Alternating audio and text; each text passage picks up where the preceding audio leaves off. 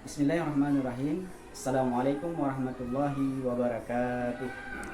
Perkenalkan, nama saya Rosyid Chandra Purnawan, guru mata pelajaran fikih di MIN 37 PD, Kabupaten PD, Provinsi Aceh.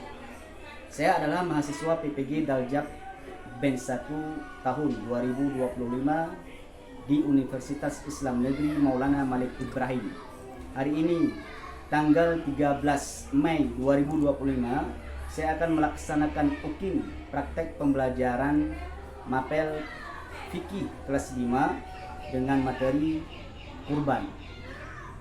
Mohon saran dan bimbingannya, semoga bermanfaat dan menginspirasi. Terima kasih. Wassalamualaikum warahmatullahi wabarakatuh.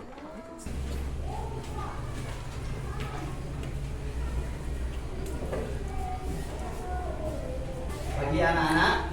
Pagi. Assalamualaikum warahmatullahi wabarakatuh. Waalaikumsalam warahmatullahi wabarakatuh. Baik. Jadi hari ini kita lanjutkan lagi pembelajaran kita di kelas 5 dengan materi yang baru nantinya. Dan sebelum itu kita mulai semuanya, mari sebaiknya kita untuk berdoa dulu, ya. Berdoa dulu, semoga hari ini kita belajar dengan semangat dan mendapatkan pahala dari Allah. Baik semuanya, berdoa kita mulai.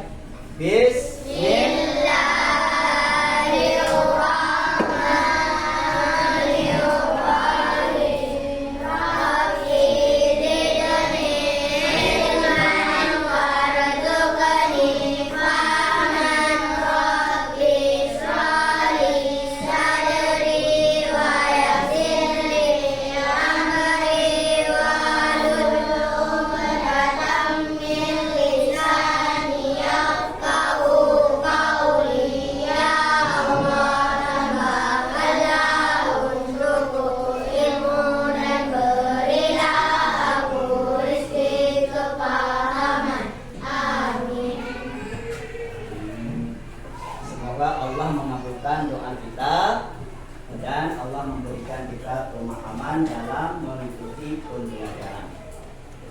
Ya, baik. Jadi alhamdulillah ini saya lihat lokalnya bersih.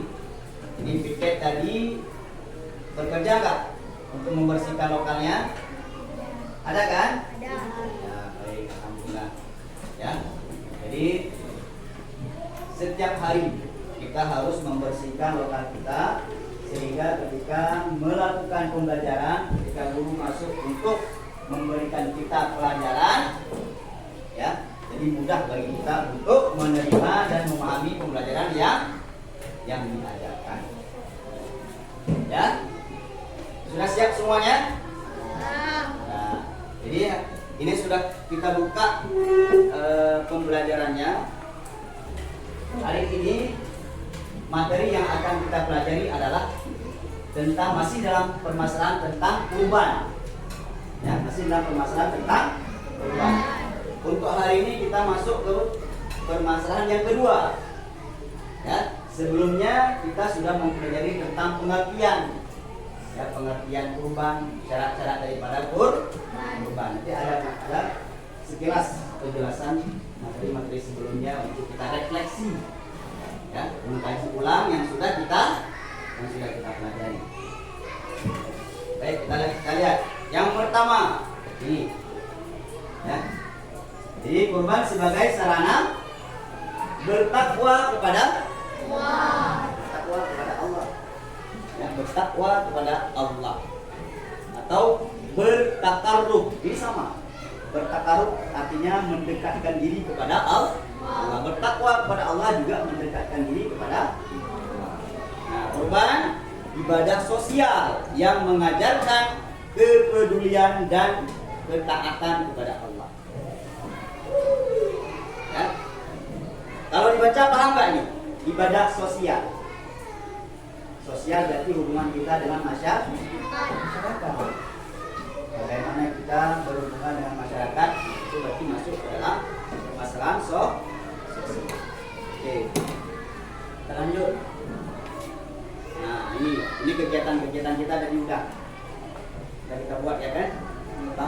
salam. Ada di bapaknya salam. Ada.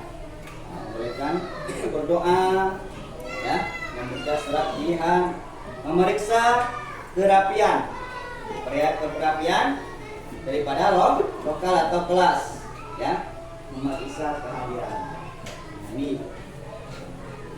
sebelum kita pelajari tadi, sebelum kita memulai, inilah yang kita lakukan. Ya, ada ice breaking. Tahu kan ice breaking?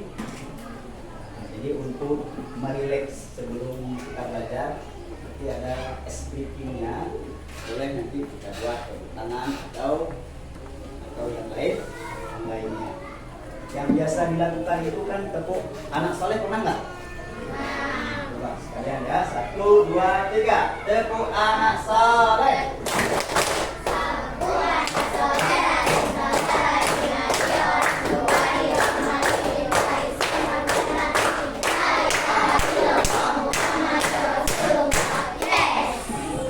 Coba sekali lagi ya, semangat dulu, ya. Yang keras, 1, 2, 3, tepuk anak soleh.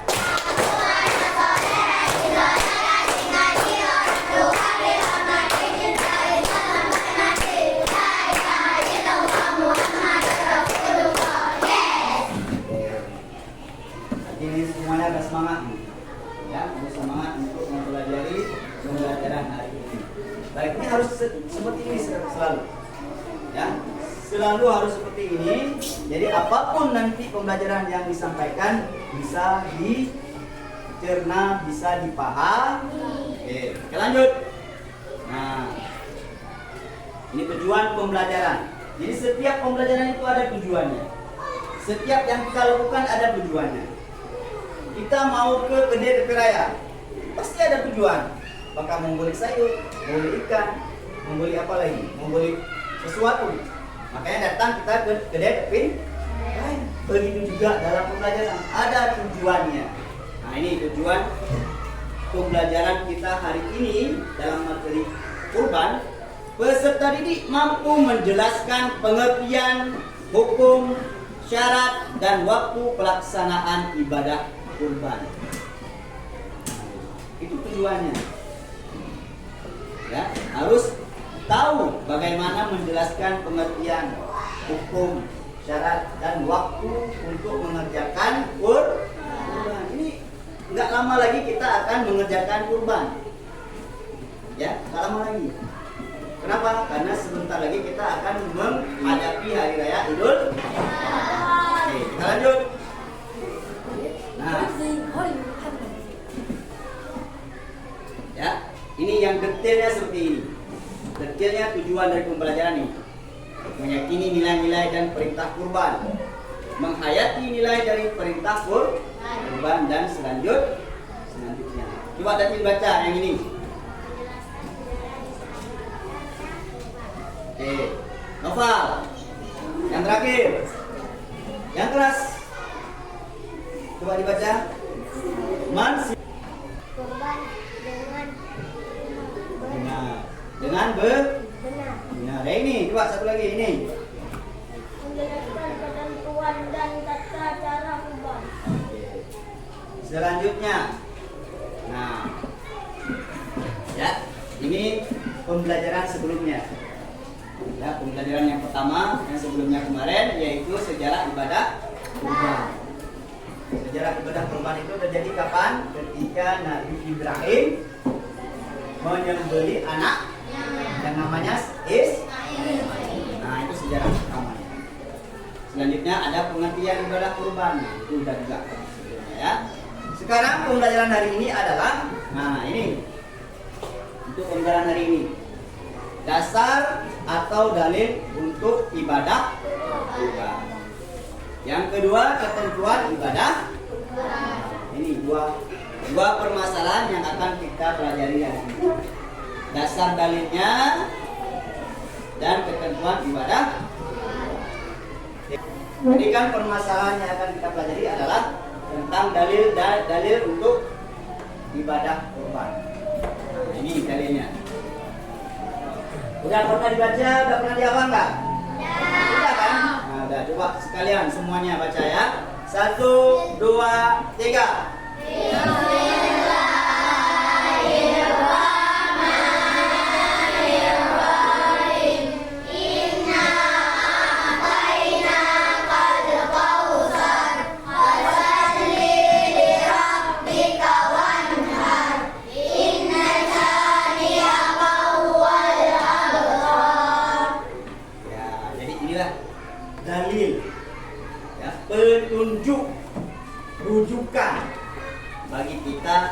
untuk melakukan kurban.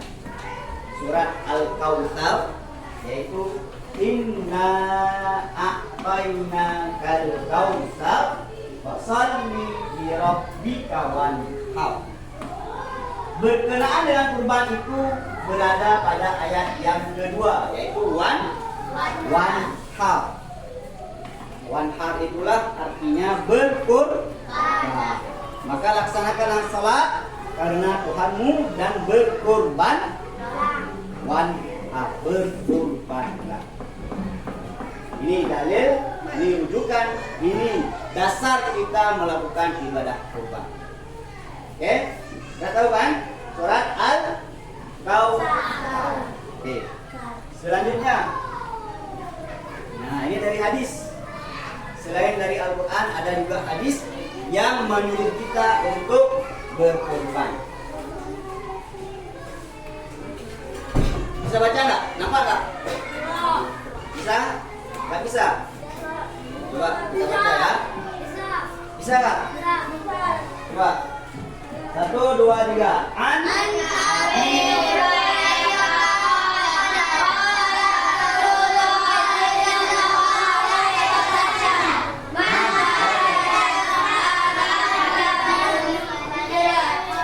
wala yaqrabanna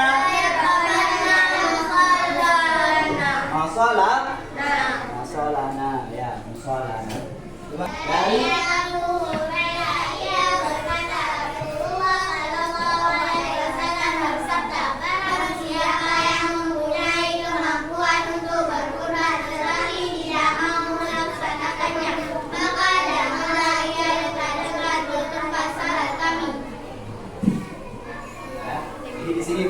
di sini jelas ya. Sini jelas mengatakan kalau kita mempunyai kemampuan, mempunyai materi, mempunyai harta untuk berkurban tapi tidak mau untuk berkurban, maka janganlah dekat-dekat ke tempat sholat. Nah, begitulah larangannya. Oke, lanjut. Nah, tadi tentang dalil. Sekarang kita masuk ke permasalahan ketentuan kurban.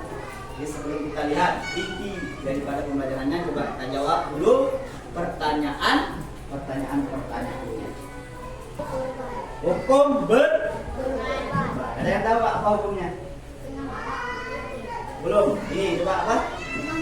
Sunnah muakkad. Ya. Hukum berkurban itu sunnah muakkad. Setelah sunnah ada muakkad itu. Itu beda ya, beda maknanya. Setelah dia maknanya sunnah, dilanjutkan lagi dengan muakkad. Nah, nanti kita lihat. Jadi untuk pertama berarti sudah tahu bahwasanya hukumnya adalah sunnah muakkad. Nanti kita lihat apa itu sunnah muakkad. Selanjutnya, coba. Jenis-jenis dan syarat hewan kurban. Ya, jenis dan syarat hewan kurban atau macam-macam hewan yang boleh kita untuk Coba ada yang tahu nggak sebelum kalian ini? Coba tunjuk jenis atau macam-macam atau hewan kurban yang mana yang boleh kita kurban. Coba cek. Yang depan. Apa? Sapi. Kerbau. Kenapa? Apa? Sapi. Biri-biri. Biri-biri ada dong. Coba apa lagi? Kambing. Yang paling mahal apa? Unta. Unta itu yang paling mahal. Kalau dibandingkan dengan kerbau, sapi, mana lebih mahal dengan unta? Mahal unta. Ya, lebih mahal unta. Begitu juga waktu zakat. Ya, kalau zakat bagi sapi hanya beberapa itunya, bagi sapi mungkin sampai 20 baru boleh hisab zakatnya. Sedangkan unta hanya 5 saja. 5 unta baginya sudah bisa untuk berzakat. Sudah sampai nisab zakat. Nah, makanya mahal. Unta itu lebih mahal daripada sapi atau kerbau. Oke, kita lanjut. Yang selanjutnya, ya ini coba sekali. Ya, waktu. Kapan waktunya penyembelihan hewan kurban itu dilakukan? Coba tunjuk tangan yang belakang. Setelah sholat Idul Adha. Ya, setelah sholat Idul Adha. Kalau belum dilakukan sholat Idul Adha, maka tidak boleh dilakukan kurban. Contoh, setelah sholat subuh, jam berapa misalnya? Jam 6 paling kurang. Paling kurang, paling telat jam 6. Setelah jam 6, masyarakat tersebut melakukan penyembelihan kurban. Boleh nggak? Enggak, karena belum dilakukan sholat Idul Adha. Oke, ya. Ini sekilas. Sekarang kita lihat materinya. Yang pertama adalah hukum. Nah, jadi kan hukumnya apa tadi? Sunnah mu'akkad. Sunnah mu'akkad. Maknanya apa? Sunnah yang sangat dianjurkan. Nah, yang sangat dianjurkan. Kenapa? Karena mendapatkan banyak pahala. Kita tahu kan apa sunnah mu'akkad? Sunnah mu'akkad, sunnah yang sangat anjur. Jenis hewannya.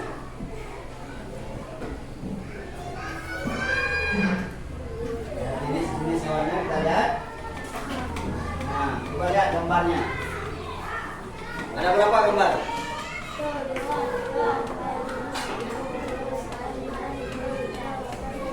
Ini boleh nggak? Enggak. Ini? Enggak. Jadi ada berapa ini? Ini? Ini? Ini? Ini? Ini apa ini? Ini? Ini apa? Ada jerapah. Jadi kan ada beberapa, ya. Yang paling ini ada ini. Apa ini? Sapi. Ini? Rusa. Kalau ada rusa, ya. Tapi kalau rusa susah nggak mendapatkannya? Susah. Ini? Sapi. Ini boleh? Kan? Jadi udah kita lihat ini. Ada beberapa gambar daripada hewan-hewan yang boleh kita kurban. Ini apa nih? Oke. Selanjutnya, ini hewan-hewannya. Ya, ini sapi ada, kambing ada, kerbau ada, domba ada, biri-biri. Ada yang menekan ini biri-biri, ada yang menekan dengan domba, ada yang menekan dengan khauf. Ya, yang bagaimana yang dari ini kita lihat hewan yang boleh digunakan untuk berkurban, hewan yang digunakan kurban harus sehat. Ya, matanya jangan boleh guling, apa namanya, jangan cacat atau telinganya dan sebagainya. Tidak boleh kurus, tidak boleh cacat atau cedera, pincang misalnya. Ya, ada kasus hewan tersebut hewan kurban. 2 hari lagi akan dikurbankan. Dibawalah hewan tersebut ke melasah atau ke tempat yang akan dikurbankan. Dibawanya menggunakan mobil yang terbuka belakang kan. Ketika diturunkan, rupanya kakinya bukan patah, misalnya terjadi sesuatu sehingga pincang. Ketika turun kan jauh tuh. Ketika turun kakinya pincang. Bagaimana status hewan tersebut? Sudah masih bolehkah dia untuk dijadikan hewan kurban? Ya, karena dia tidak dianggap lagi hewan yang sehat. Karena kakinya sudah pincang. Gimana? Kita tunggu sembuh. Boleh kita tunggu sembuh, tapi waktunya hanya bisakah dia sembuh dalam waktu 2 hari? Belum jangan tidak, tapi belum karena pincang bukan apa namanya, bukan kayak misalnya kalau kita biasanya migrain atau panas. Oke, selanjutnya yang paling itu adalah cukup. Kalau bagi sapi ada 2 tahun. Ya, kalau unta nanti 2 tahun setengah. Ini cukup umur baru boleh untuk dilakukan kurban. Oke.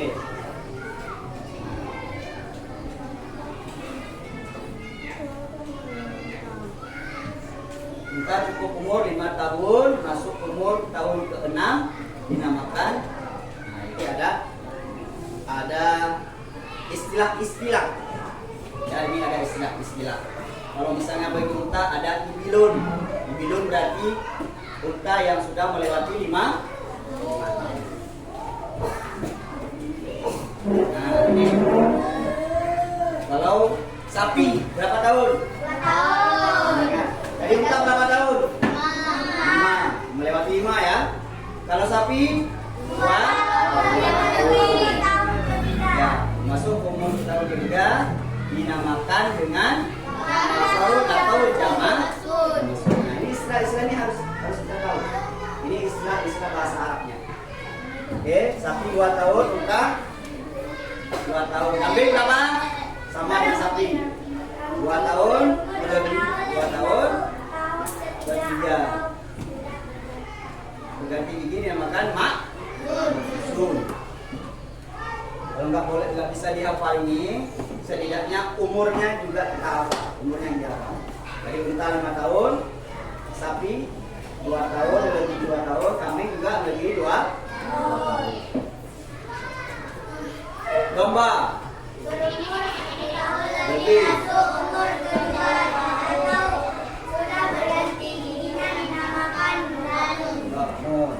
Doknun ya. Oke. Nah, oke, sekarang kita buat kelompok. Ya, kita diskusikan kelompok. Ini ada lembar kerjanya. Ya, ada lembar kerjanya. Dikerjakan berkelompok. Apa jawabannya diskusikan sesama kelompoknya. Ya. Nanti setelah 5 menit atau 10 menit akan dapat refleksi. Oke, yang 2 ini coba masuk ke samping. Masuk ke jelasan samping. Makanya naik ke belakang lihat.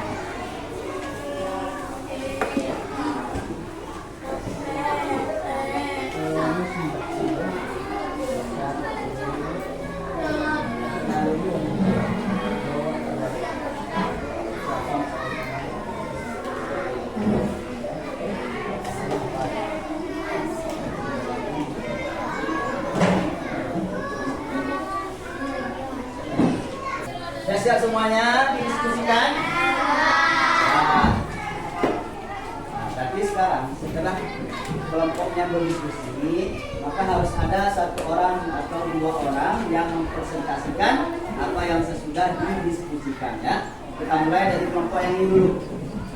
Coba kelompok ini. Siapa tadi? Kita berdiri dua kelompoknya.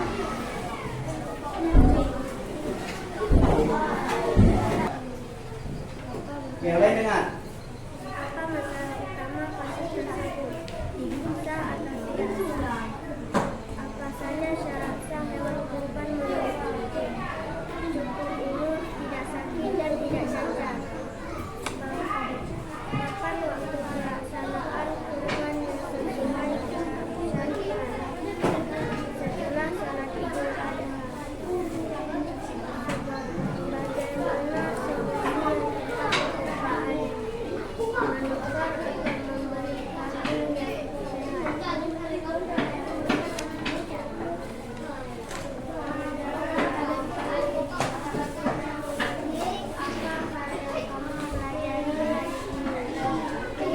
Bagaimana sebenarnya apa yang menurutmu paling menarik dari pelajaran hari ini?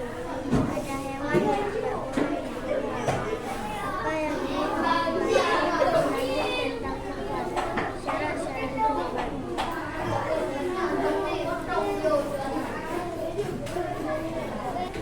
Tadi kita sudah mempresentasikan diskusi kelompok kita, ya, bahwasanya di situ ada pertanyaan tentang sah dan tidak sahnya hewan untuk dikurban, ya kan? Bagaimana hewan yang dikurban itu dianggap sah? Ada yang mengatakan cukup umur, ada yang mengatakan tidak, bukan tidak, harus mencukupi umur dan tidak cacat, ya kan? Itu yang menyebabkan sah ataupun tidak sahnya hewan kurban. Untuk waktunya dari juga sudah menjawab, semuanya bisa menjawab setelah sholat Idul Adha di tanggal 10 Zulhijjah sampai tanggal 13, ya, 13 Zulhijjah sebelum sholat maghrib, ya, sebelum sholat maghrib atau setelah asar. Oke, jadi sekarang sudah sampai ke penghujung, ya, penghujung pembelajaran kita. Jadi sebelum kita tutup, ada beberapa hal perlu kita refleksi, ya, materi yang sudah kita pelajari tadi. Coba kita refleksi dulu, ya, apa-apa yang sudah bisa dipahami atau belum bisa dipahami, sehingga nanti bisa kita buat pembelajaran yang berkelanjutan selanjutnya. Oke, sekarang kita buat refleksi. Coba yang Bapak tunjuk, ya, yang Bapak tunjuk, coba menjawab, ya, menjawab apa yang Bapak tanyakan, apa yang Bapak refleksikan. Oke, ini dulu. Oke, hewan apa saja yang bisa kita kurban dari satu orang? Apa? Sapi, kambing, biri-biri, domba. Nah, oke. Selanjutnya apa? Jadi ada nggak umur untuk hewan kurban? Ada kan? Ada. Kalau unta berapa umurnya? 5 sampai masuk ke 6. Oke. Yang depan. Kalau umur kambing? 2 atau 3. Ini yang depan. Kerbau atau sapi? Umurnya 2 tahun masuk ke 3. Ya.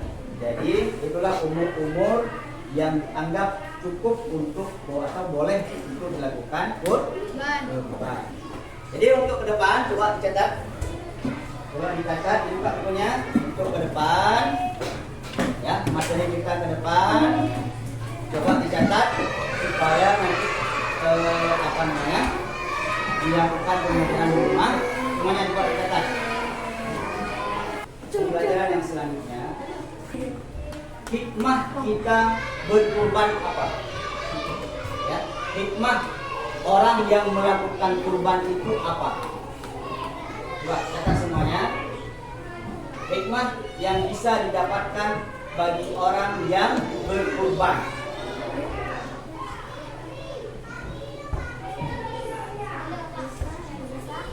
Yang bisa didapatkan bagi orang yang berkurban. Hikmah dan manfaat. Yang perempuan enggak? Tidak. Jadi untuk hari ini kita cukupkan di situ pembelajaran kita. Kita baca Alhamdulillah. Alhamdulillahirabbil alamin. Baik, untuk hari ini kita berdiri di sini, kita tutup. Assalamualaikum warahmatullahi wabarakatuh.